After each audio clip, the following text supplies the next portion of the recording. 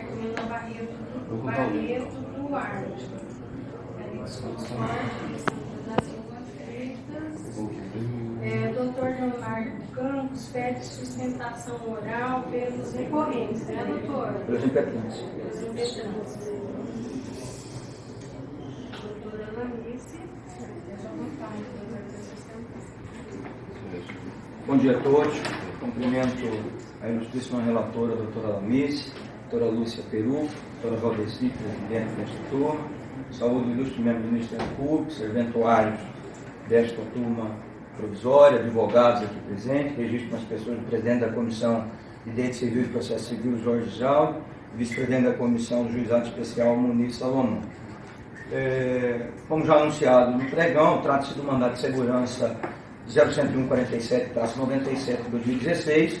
Falo desta tribuna em nome de Ana Maria Gonçalves Santana e Lucas Gonçalves de Araújo, cuja relatora é a doutora Lamice Roder Figura.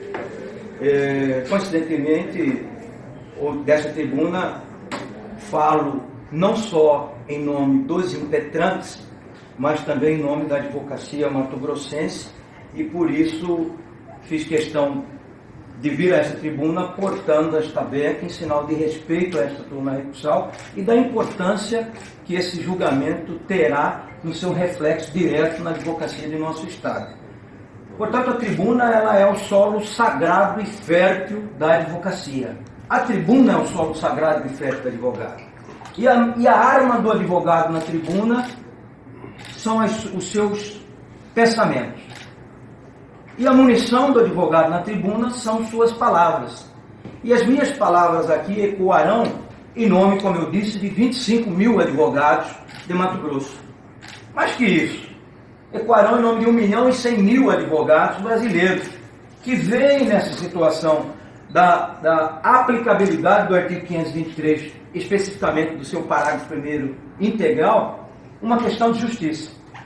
Esse mandato de segurança foi impetrado em face de uma decisão proferida pelo 4º Juizado Especial, que aplicou a impetrante a multa do artigo 1026, parágrafo 2º, julgando aquela decisão ser procrastinatório os embargos de declaração interpostos nos autos da ação principal. Na origem, esse processo é uma ação de conhecimento, ajuizada visando a indenização material e moral em razão de um acidente automobilístico.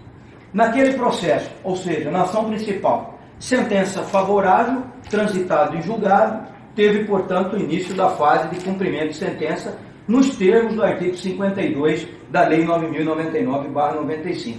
Aliás, artigo 52, peço vênia para iniciar esta fala, já citando, prescreve os senhores sabedores que são, que a execução da sentença processar-se-á no próprio juizado, aplicando-se no que couber o disposto no Código de Processo Civil. Portanto, a própria fase de cumprimento de sentença no juizado especial já estabelece a aplicabilidade do CPC. Iniciada, portanto, a fase de cumprimento de sentença, foi a parte vencida intimada para pagar a obrigação no prazo de 15 dias, sob pena de multa de 10%. E nesse despacho que determinou a intimação da parte devedora para cumprir a obrigação, para satisfazer a obrigação, restou consignado que, abre aspas, registro desde já que não são devidos honorários advocatícios previstos na segunda parte do mencionado disposto legal em face do enunciado, na parte do mencionado dispositivo legal, em face do enunciado 97 do FONAGE. Portanto, o juiz impetrado determinou a intimação da parte devedora para cumprir a obrigação e registrou nesse momento que não se aplica, portanto, com base no FONAGE, no enunciado 97 do FONAGE, a parte dos honorários. Em face dessa decisão, que gerou os embargos de declaração, que sobreveio na apreciação desses embargos, o seu não acolhimento, ou seja, o não acolhimento dos embargos, e na parte final dos embargos declaratórios, restou consignado pelo juízo impetrado que, abre aspas mais uma vez, daí porque, com fulcro no artigo 1026, parágrafo 2º do novo CPC, condena o embargante a pagar ao embargado multa no valor de 2% sobre o valor atualizado da causa. Posto isso, desacolhe os embargos. Essa é a decisão que gerou o presente mandado de segurança. Então, em síntese, o mandado de segurança visa suspender a aplicação dessa multa, que considerou esse embargo declaratório procrastinatório, e, ao mesmo tempo, fazer valer ou dar vigência ao parágrafo 1º integral do artigo 523 do CPC. Impetrado o mandado de segurança, liminar deferida pela relatora, doutora Lamice, e aproveito para brilhantemente citar 2 trechos da liminar, que desde já a própria decisão liminar já afasta o caráter procrastinatório dos embargos de declaração, pedindo de plano a procedência do mandamos para afastar definitivamente a incidência da multa. Abre aspas para o que muito bem disse a excelentíssima relatora na fundamentação do deferimento da liminar. Abre aspas. Isso porque, analisando o processo em questão, denota-se que o mesmo se encontra em fase de cumprimento de sentença, sendo que a única credora é justamente a impetrante. Vale dizer, a impetrante, se não a única, com toda certeza é a maior interessada no procedimento do feito em questão, e a aplicação da multa, ancorada na perspectiva de que o manejo dos embargos de declaração teve unicamente o intuito protelatório, a princípio, conduz à conclusão paradoxal de que a mesma tentou colocar empecilhos, obstáculos para o recebimento do próprio crédito a quem tem direito. Praticamente esses trechos, muito bem lançados pela relatora, exaure a parte do caráter procrastinatório ou não dos embargos de declaração. Ora, pois, se eu, credor, estou tentando buscar um provimento jurisdicional para a eficácia da tutela a mim concedida por ocasião da sentença, não há senso comum que admita ser o embargo da exequente procrastinatório. Muito pelo contrário. Se procrastinatório fosse qualquer ação no sentido de não cumprir o julgado do executado. Mas a exequente procrastinar o direito ou a tentativa de receber o seu crédito são praticamente incompatíveis com o rito. Ademais, resta demonstrado nos autos, pelos andamentos processuais dos vários movimentos lançados no sistema, as ações da exequente visando receber os seus créditos, as manifestações em seguida de cada decisão judicial. Portanto, senhores, nós sabemos que existe um FONAGE que diz que nos juizados especiais não há necessidade de pré-questionar a matéria, mas o embargo de declaração interposto em face daquela decisão visava esmiuçar o porquê da não aplicabilidade do artigo 523, parágrafo 1º por completo. Então, independente do que estabelece o FONAGE, que se há ou não necessidade, esse é um juízo de valor que cabe ao advogado, que cabe ao peticionante fazer. E, obviamente, que eu me atenho aqui apenas, então, somente para não me delongar nesse aspecto, que, sendo até repetitivo, que a própria decisão liminar já exauriu os fundamentos da não procrastinatório, do ato não ser procrastinatório dos embargos. Ora, é incompatível a conduta do exequente visando receber seu crédito com protelar o andamento processual. Bom, superada essa questão, passamos então à aplicabilidade do parágrafo 1º do novo CPC. A aplicabilidade do parágrafo 1º do CPC, que estabelece que se o devedor intimado não cumprir voluntariamente a obrigação, será condenado em multa e mais honorários, ela não tem o caráter de honorários sucumbenciais. Ela é muito mais um caráter sancionador, visando atingir a função precípua do Poder Judiciário, que é a distribuição da justiça, que é ver a eficácia da tutela jurisdicional entregue ao cidadão que recorreu ao Poder Judiciário, do que verba de natureza sucumbencial. Acho e tenho que isso está muito claro. Aliás, a condenação a imputação do parágrafo 1º do artigo 523 não é incompatível com o rito do juizado especial. O microsistema do juizado especial impõe que a parte não terá dificuldade de acesso, justamente para facilitar esse acesso à justiça. A parte não é condenada em custos e honorários no provimento de primeiro grau, mas os honorários são admitidos no juizado, tanto é que o recorrente vencido, estabelece a própria lei 9.099, será condenado em custos e honorários. E aqui nós estamos falando de uma terceira fase, a fase de dar eficácia ao provimento jurisdicional. Então esse caráter desse honorário é muito mais sancionador, é muito mais como uma imputação, uma obrigação àquele vencido para atender o chamamento do Estado cumprindo a tutela que lhe é desfavorável. Portanto, senhores, não dá para admitir no nosso ordenamento jurídico, com todo respeito aos FONAS, a aplicação de meio artigo ou meio parágrafo do 523. Ou se aplica o parágrafo integral, ou não se aplica ele de uma forma fracionada. Não há para ter essa distinção, não há para ter essa discriminação. Aplica-se a multa, mas não aplica-se os honorários. Ora, pois, aqui nós estamos falando muito mais de eficácia da tutela jurisdicional, da imposição àquele que foi condenado pelo Estado, através do Poder Judiciário, a cumprir uma obrigação e não o fez. É um incentivo propriamente dito, ou um meio de ser eficaz, de fazer com que aquele devedor cumpra a sua... faça com que a efetividade da justiça seja entregue. Portanto, além da natureza alimentar e remuneratória pacificada, que são os honorários, quero deixar claro e finalizo por aqui, que não há qualquer incompatibilidade da aplicação dos honorários na fase de cumprimento de sentença com o rito do juizado especial. Ao contrário, a aplicação da condenação daquele que não cumpre o provimento judicial em honorários e multa é garantir o acesso do cidadão ao Poder Judiciário. Nós não podemos admitir na esfera da distribuição de justiça aquela máxima do ganhou, mas não levou.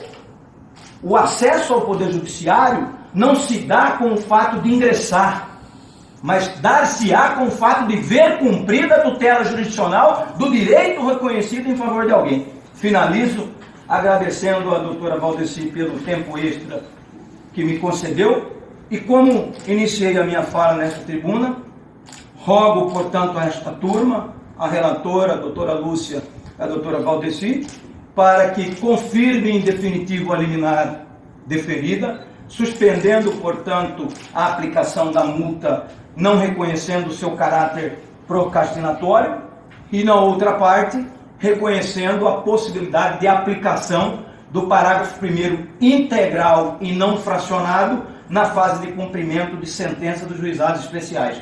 E como iniciei esta fala dizendo que a tribuna é o solo fértil da advocacia e que a minha arma da advocacia na tribuna é o pensamento e a munição são as palavras, fecho com uma frase do nosso patrono Rui Barbosa. Se os fracos não têm a força das armas, que se armem com a força do seu direito, com a afirmação do seu direito, entregando-se por ele a todos os sacrifícios necessários para que o mundo não lhes desconheça o caráter de entidades dignas de existência na comunhão internacional. Agradeço, peço desculpas pelo tumulto que causamos aqui, mas a presença de vários advogados representa a importância desse julgamento.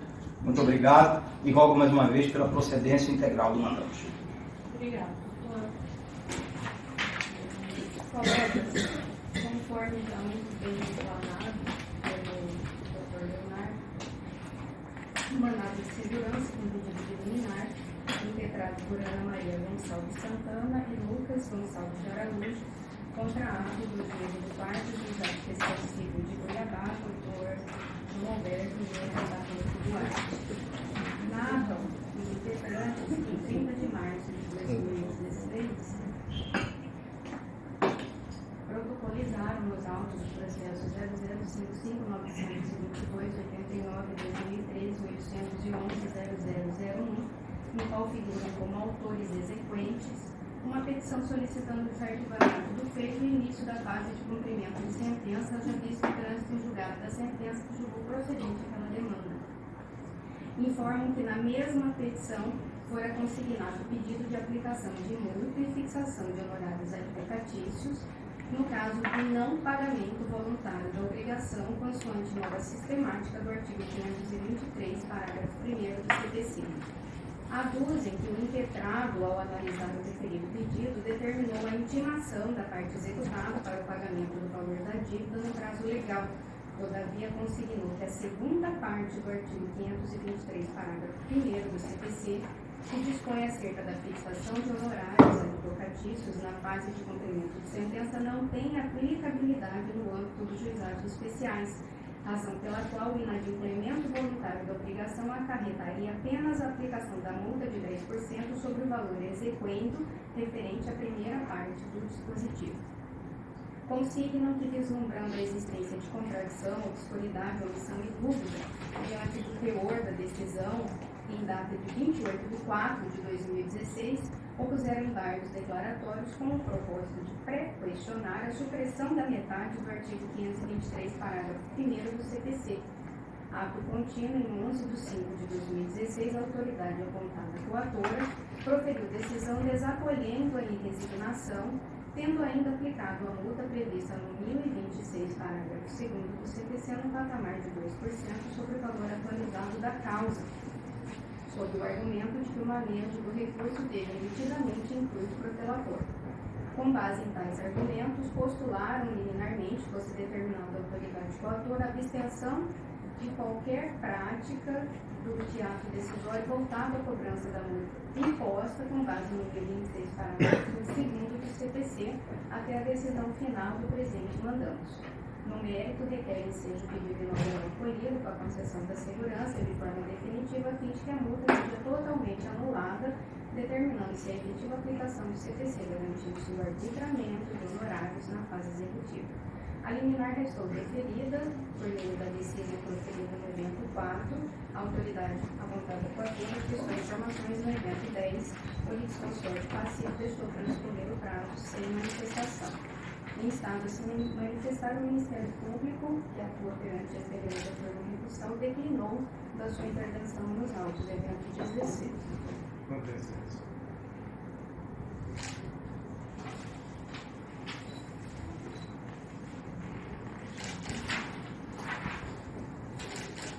Colegas, antes de analisar a questão controvertida, mostram-se necessárias algumas considerações introdutórias.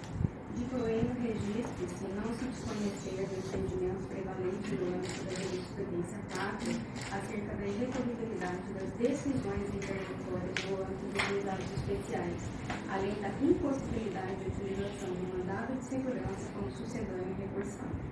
No entanto, impõe-se salientar que tais entendimentos não são absolutos, sendo que a própria jurisprudência, em sua evolução, já se manifestou no sentido de ser possível a utilização do mandante contra decisões irrecorríveis, a fim de se evitar arbitrariedades.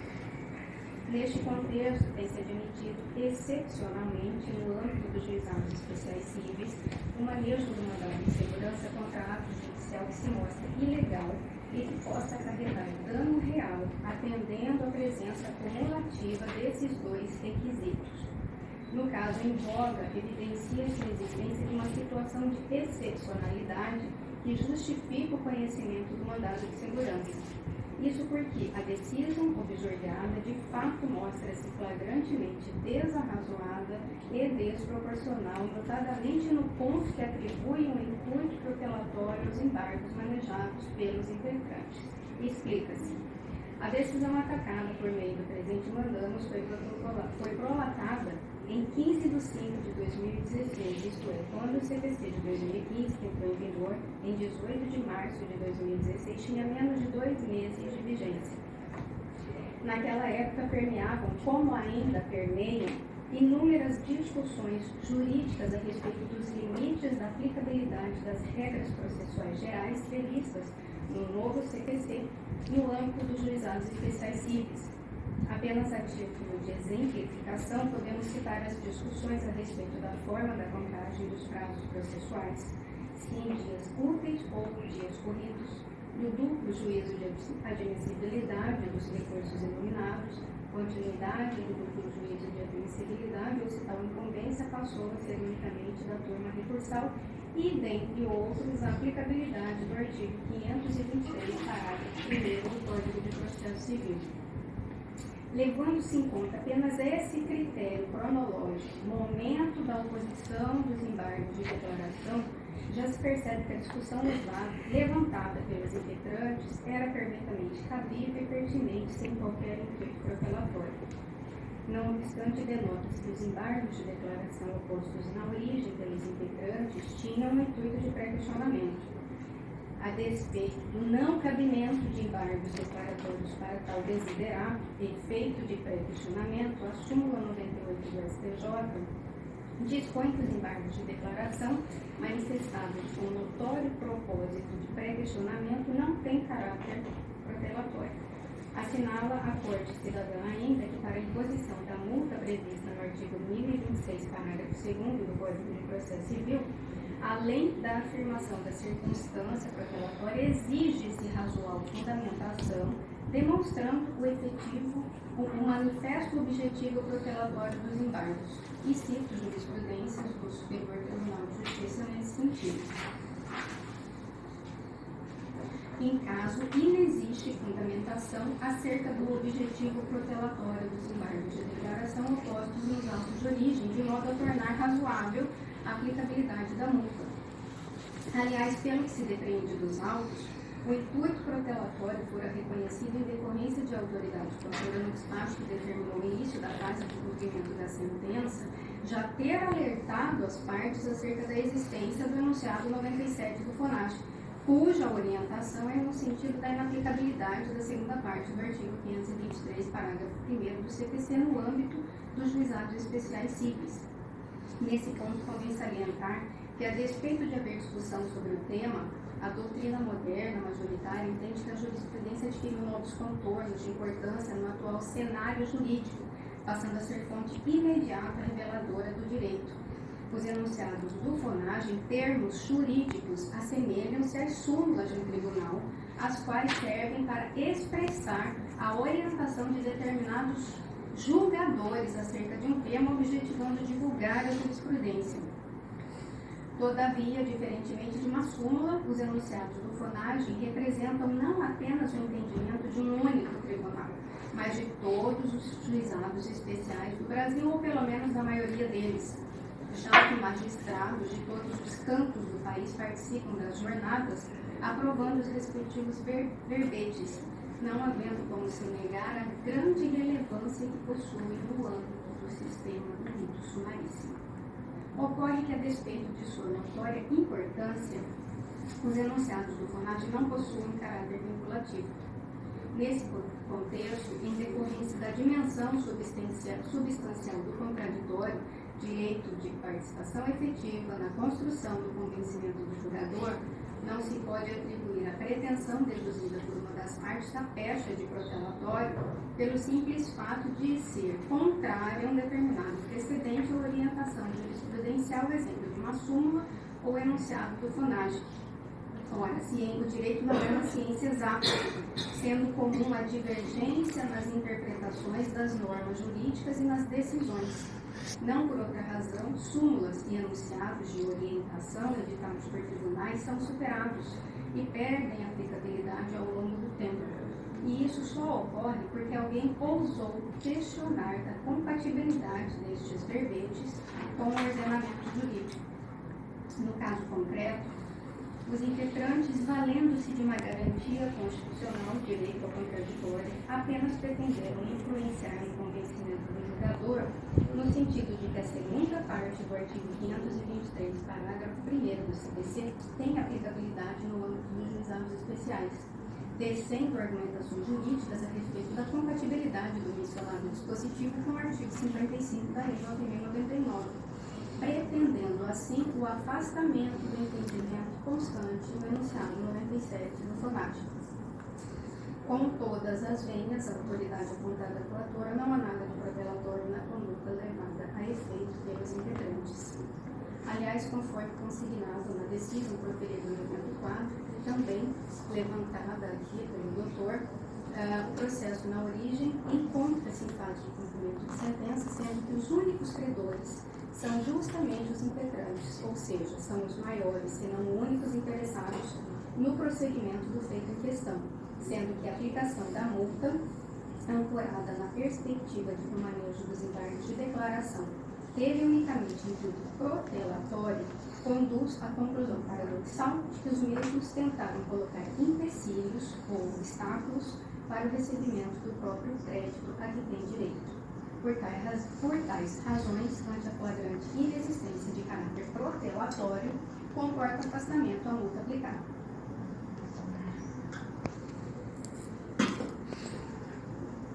Por outro lado, verifica-se que, além do afastamento da multa em questão, os impetrantes pleiteiam também, por meio deste remédio constitucional, seja declarada a aplicabilidade da segunda parte do artigo 523, parágrafo 1º do Código de Processo Civil, garantindo-se o direito ao arbitramento de honorários advocatícios na fase de cumprimento de sentença. O tema não é novo e não advém com a vigência do CPC de 2015. Ao revés, muito antes do advento do Código de Processo Civil, a jurisprudência pátria já garantia ao advogado o direito a honorários advocatícios na fase de cumprimento de sentença, caso o devedor não efetuasse o pagamento voluntário da obrigação. Sobre a matéria, inclusive, o STJ editou o verbete sumular, súmula 517. São devidos honorários advocatícios no cumprimento de sentença, haja ou não impugnação, depois de escoado o prazo para pagamento voluntário, que se inicia após a intimação do advogado da parte contrária. Em uma breve análise dos precedentes que ancoraram a edição da referida súmula 517 pelo STJ, denota-se claramente que a discussão sempre girou em torno da necessidade ou não de remuneração do advogado na fase de cumprimento de sentença após o advento da Lei 11.232 de 2005, que adotou a postura sincrética em relação às tutelas de conhecimento e executiva.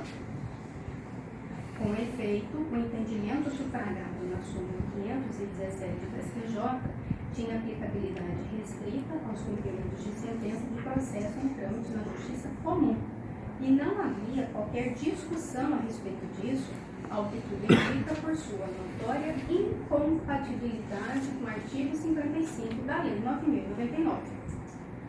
O novo CPC, atual evidência, apenas positivou o entendimento há muito já construído pela jurisprudência pátria, conferindo maior segurança aos índios que outrora ficavam à mercê de entendimentos diversos dos magistrados do Poder Judiciário no âmbito da justiça comum. Portanto, a discussão do cabimento de honorários advocatícios em primeiro grau no âmbito dos juizados especiais, seja em fase de cumprimento de sentença ou em fase de conhecimento, não se justifica pelo simples advento do novo CPC de 2015 e da nova redação do artigo 523, parágrafo 1º do CPC.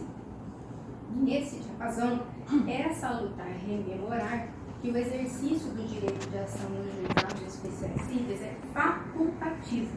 No entanto, feita a opção pelo rito sumaríssimo estabelecido na Lei 9.099, deve a parte se submeter às especiais regras estabelecidas na referida legislação.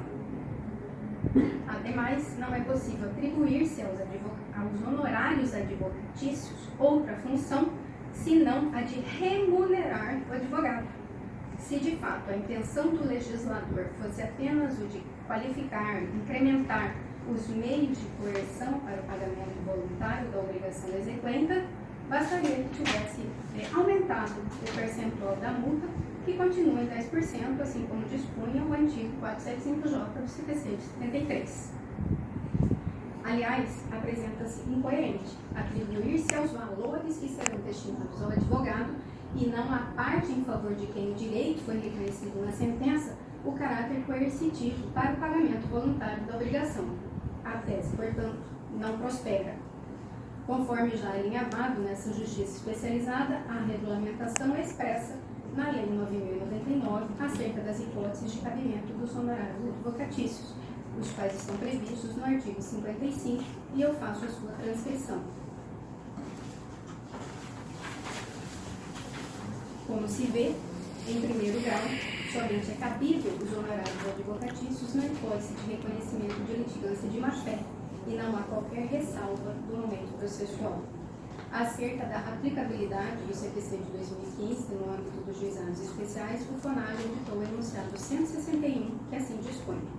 Considerando o princípio da especialidade, o CPC de 2015 somente terá aplicação ao sistema dos juizados especiais nos casos de expressa e específica remissão, ou na hipótese de compatibilidade com os critérios previstos no artigo 2º da Lei 9.099. Tal enunciado é decorrência lógica do disposto no artigo 2º, parágrafo 2º da Lei de Introdução às Normas do Direito Brasileiro, que dispõe que a lei nova estabeleça disposições gerais ou especiais a par das já existentes, não revoga nem modifica a lei anterior. Desta forma, havendo regra expressa acerca do arbitramento dos honorários advocatícios no âmbito dos juizados especiais cíveis, artigo 55 da Lei 9.099, e considerando ainda o princípio da especialidade, não há se falar em aplicação subsidiária do CPC na questão levantada. Posto isso, eu voto no sentido de conceder parcialmente segurança nos termos da fundamentação, apenas para confirmar a liminar concedida no evento 4 e, consequentemente, afastar a multa processual desjurgada. Esse é o meu entendimento. Doutora Lúcia.